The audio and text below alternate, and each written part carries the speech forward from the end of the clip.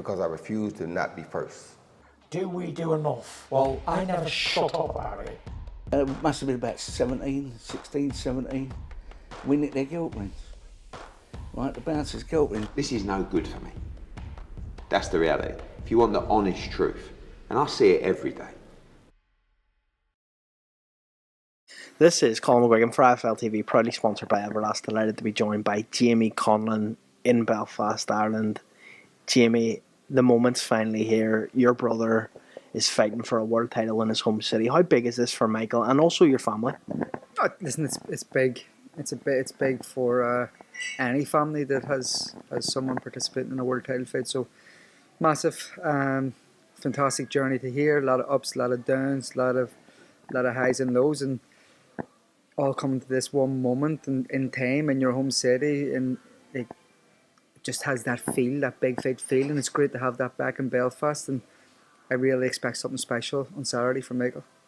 When I spoke to Michael, I referenced the times that he sat ringside in the same arena watching you fight and all the trials and tribulations that he has maybe faced too as a man, not as much as a boxer, but as a man up to this point in his home city. There's a lot of pressure on Michael on Saturday night. Do you think he thrives in that environment? He doesn't let outside pressure kind of dictate his own internal thoughts and feelings, but it is... pressure comes with the territory in these situations. He's had it from day dot in his professional journey with the big Olympic fanfare and Conor McGregor, and everything has been building and learning to this moment. So I think he does thrive on it. He doesn't let it dictate his persona, his performance either. So I think it's another wee bit for him. I don't think it has plays a part in the opposing corner. I think Lopez thrives on it also. I think he likes being that road warrior. But it gives Michael, I think, that extra bit of edge in terms of, if it is getting tough in there, you need that extra man to kind of push you on a bit. I know as a team you'll sit down with Adam Booth, your father also, and you'll analyse opponents. Everyone that Michael's faced, that's what you do. And you've got a good, strong team there that do that. But in terms of Lopez, what does he bring to the table, and what does Michael have to do differently to any fight he's been in before? What weaknesses does Lopez have? Weaknesses probably isn't the right terminology, because his strengths can be used as his weaknesses. His unpredictability, his unorthodox stance, his unorthodox attacks. There also could see vulnerabilities in them, because he does leave his chin high. He does bring his feet together. He does come in square. He does jump in from long distances. There is opportunities to counter. There is opportunities to catch him on the way in. Defense isn't always great, but then again, he can use him also to his advantage, because he is unpredictable. He can catch you unawares. He is attacking from long distance, where he catch you kind of off balance, out of position, and at times, because he doesn't do the fundamentals the way you're taught in terms of the stance and everything else, he can be hard to hit, even though it looks like he isn't. So he's a complicated enigma to figure out, but something that Adam, myself, Michael have really sat down and studied. And when I looked at him, Michael was the one who said first and foremost, I see what I need to see. And he's seen it before anyone else, that what he needed to do. And they kind of went over different game plans and different way this fight can go. Lopez is highly talented. He's heavy-handed, physically strong, small in stature, but really strong. He's a big back, and on fight night, he seems like he puts a lot of weight on and gets pretty big in there. So he'll be physically demanding. He'll try and push the pace, I think, for as long as he can. They'll probably read off the Lee Wood fight and say Michael can get tired, but again, Michael learned from the Lee Wood fight, and he has to show that again tonight. And then they probably think, because Michael got knocked out by Lee Wood, that they're a bigger puncher than Lee Wood. I'm not sure of that. I think Lee Wood is a legitimate bigger puncher. Lopez has more quickness and unpredictable with his shots, which is his asset in it. He's very, very quick, great hand speed. And that's what makes the fight so intriguing, because it could go so many different ways if you really sit in either camp and really dissect the other opponent and put in your strengths against their weaknesses. That's why I think this fight is really, really good. I spoke to Alberto Lopez yesterday, and he told me he's here to win, and he said in the first few rounds, he expects the fight to end. Is that what you expected him coming over here to try and put the pressure on Michael early? Yeah, he did the exact same thing with Josh Warrington. And with Isaac Lowe. And with Gabe Flores, it's what he does. He sets his stall out pretty quickly. I don't think there is much thought in terms of what he does. It's natural. Fast hands, explosive. And you can see in his legs, he has them explosive legs. That's what he's kind of, is the genetics is built for. So he will jump from the first bell. He would try and catch Michael pretty early. Michael is usually a fast starter, so he can meet that and match that. And if you look back at the Josh Warrington fight, then I think after 6 rounds, because he didn't get Josh out, he started to kind of run into problems and come unstruck because the same thing wasn't working earlier in the fight. Michael's not known as a power puncher as such, but out of the last 4 opponents, he's dropped every one. Do you think maybe that Lopez comes here underestimating the power of Michael? I think he underestimates Michael in total. He's a confident guy, and probably not so much underestimating Michael, but estimating himself very highly. So I would say, yeah, he wouldn't really see Michael as a puncher. And it was always labelled that he wasn't throughout his career, and people get in there and they all say they come out saying the same, he punches a lot harder than you expect. So it's another intangible that I see in Michael's favour. That same as Lee Wood didn't say. They shunned his power. They said he wasn't a puncher. He said he was weak, and that they were going to just kind of blow him away also. So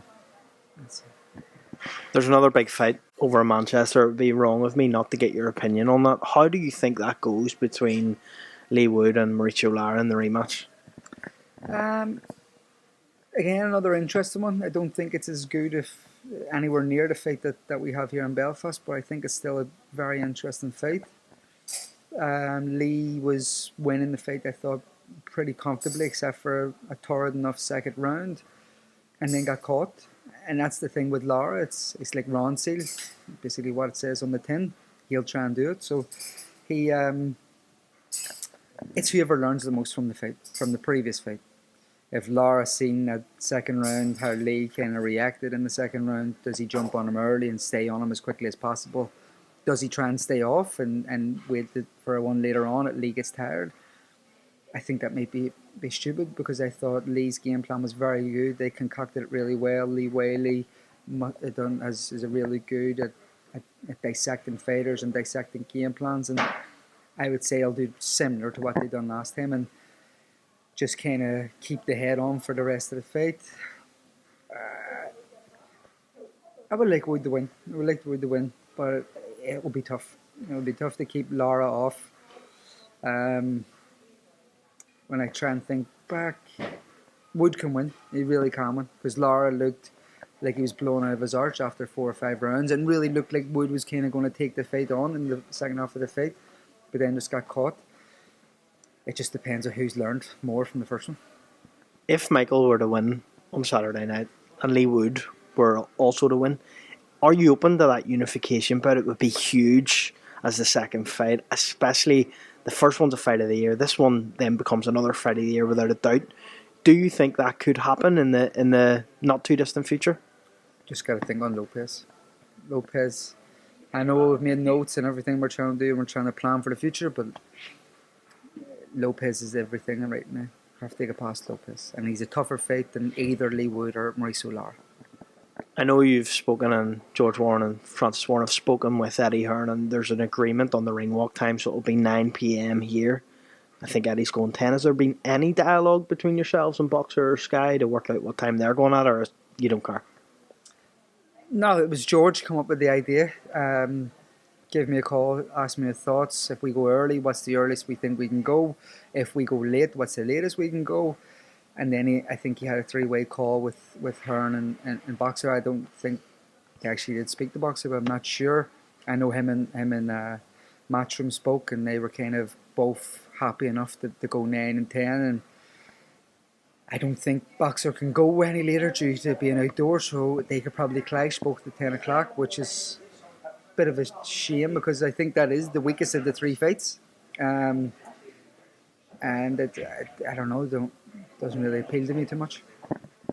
Looking forward as well, Top Rank have put on some great fights. Haney Loma last week, this fight this week. Next week, well, 2 weeks' time, we've got Taylor Teofimo. Real 50-50 fights. Are Top Rank back on the rise? Don't think they're ever drowned, were they? I still think they have probably the best talent on the roster. With Shakur, Loma, I know Haney's off the roster now. Featherweight division, they're trying to stack up pretty highly. Lopez, Josh, with 3 back-to-back fights consistently, and then they just announced Bertobiev and Smith.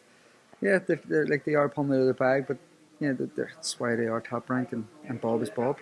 Having Bob here this week, obviously, it adds to the occasion as such. He comes into town. He wouldn't travel if he didn't think this was a massive night. Does that make it even more special for Top Rank and this promotional agreement you have between Conlan Boxing and Top Rank?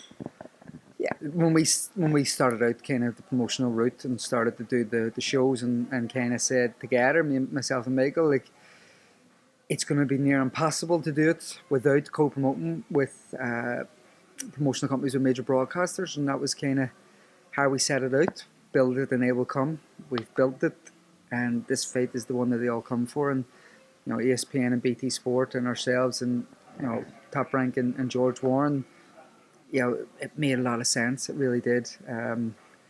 Building the card together. Queensberry have some good Irish talent that they wanted to bring through. Real special talents, I think, in Pierce O'Leary and Kakachi that can move on. And I genuinely think this night, Saturday, is a pivotal night in Irish boxing history. How the direction goes for the future of Irish boxing. What happened last week, Katie losing their world titles, and Gary Cully losing, who I think is exceptional, and Dennis Hogan losing his IBO belt. This weekend is how kind of the future and the route of Irish boxing, how long it will take if we win, if Michael wins, Big Ten boxing and big broadcasters will come to Ireland for the foreseeable. Building on the back of that, Kakachi could start his own headlines. Pierce, Paddy, McCrory, really have a real buzz about Irish boxing. So everyone needs a team to be successful on Saturday here for the future of Irish boxing. It's funny you talk about that because that was my next question. So thinking about your route and your route as a promoter and who you've got, we'll start with Paddy McCrory. He's in somewhat of a keep busy fight on Saturday night. When will he appear on the card? Do we have any idea? Will he be around before Michael? Will he be maybe after Michael? Is there any talk of that at the moment? And what's the route for Paddy after this fight on Saturday night? We still have to go through the card with BT and figure out, but he is going to be a TV slot with BT Sport. We're just figuring out whereabouts. It's a bit complicated with the main event time going earlier, and that's how we'll have to adjust things on the card. Usually Michael would be 10:30. You get everyone in before him, and that's kind of the crescendo to the night. However, we probably will have 2 fights after, one on TV, 2 off TV, or something like that. So yeah, with Paddy, it's keep busy. We were unfortunate. 2 or 3 fights slipped through our fingers. We were in talks with Berlanga. I talked to Frank Smith about doing Berlanga in New York. We were talking then about doing the WBA final eliminator over here with Falcao, and then he got the WBA world title fight. A lot of fights just slipped through, and wanted to keep Paddy still active, keep him still kind of on the boil, let him go, like kind of another one to get out there. So we're just waiting on big fights for Paddy. I genuinely believe like his rise within, he was a cult figure in Irish boxing coming through, big ticket seller, but he's just progressing, learning, getting better, and he's now kind of in a position for a massive fight. Could that massive fight be the winner of Berlanga and Quigley? Is that something that you'd like to explore? Yeah, but I think the end goal for Berlanga is Canelo. Quigley makes a lot more sense than Paddy. He's fought for world title. He's more recognised name. Paddy is a bit and he's been beaten, so he's a bit softer. Paddy's a bit of a risk no reward kind of thing. So yeah, but the only thing with Paddy is he had the ranking with the BA, and that's kind of what they were looking at there. Berlanga, would he want to take a risk then with Paddy after? Probably not. Probably want to just keep active and keep winning before the big fight. So we'll just keep exploring every route, knocking on the doors. We spoke with PBC regarding Dave Morrell. You know, that was kind of what we were looking at. We were trying to think what next, but Falcao got the call instead of Potty, and that just was unfortunate. Tyrone McKenna, not on this card, unfortunately, and he's disappointed. The people are disappointed. Will he be out anytime soon? Is there anything in the offings there? There is, yeah, there is. We've been speaking for a big fight in the summer for Tyrone. We're hoping to have it in Ireland. We're hoping to confirm it.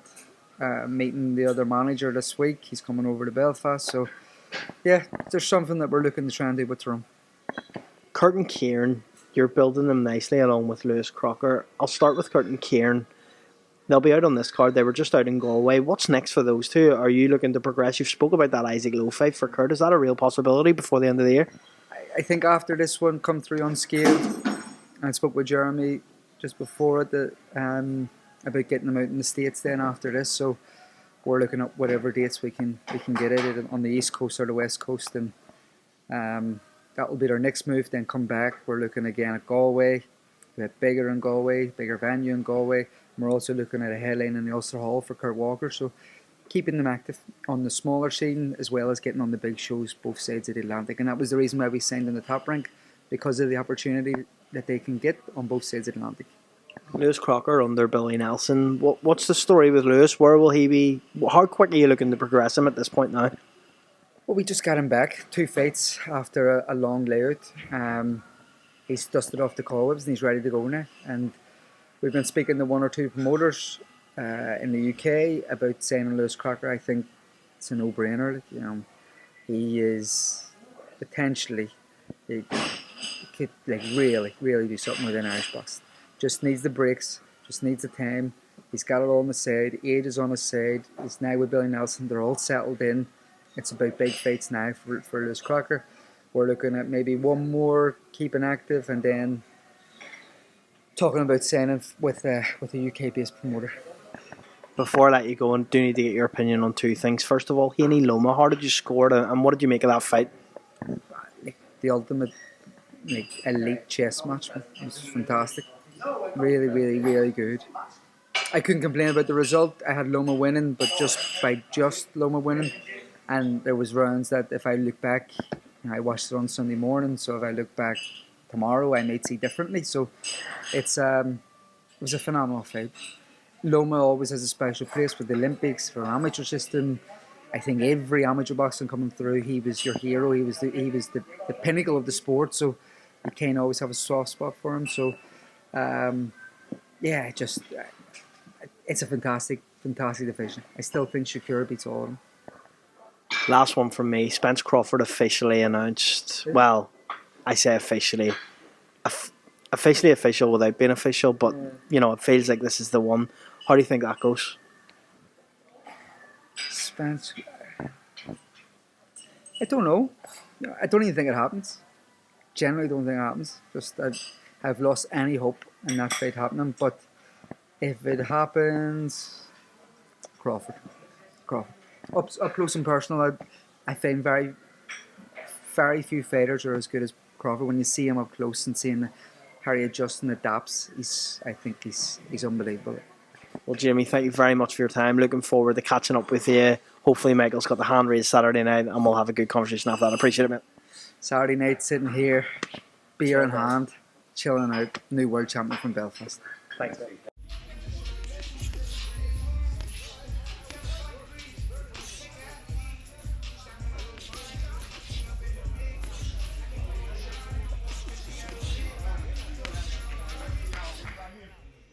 Because I refuse to not be first. Do we do enough? Well, I never shut up about it. It must have been about 16, 17. We nicked their guilt rings. Right, the bouncers' guilt rings. This is no good for me. That's the reality. If you want the honest truth, and I see it every day,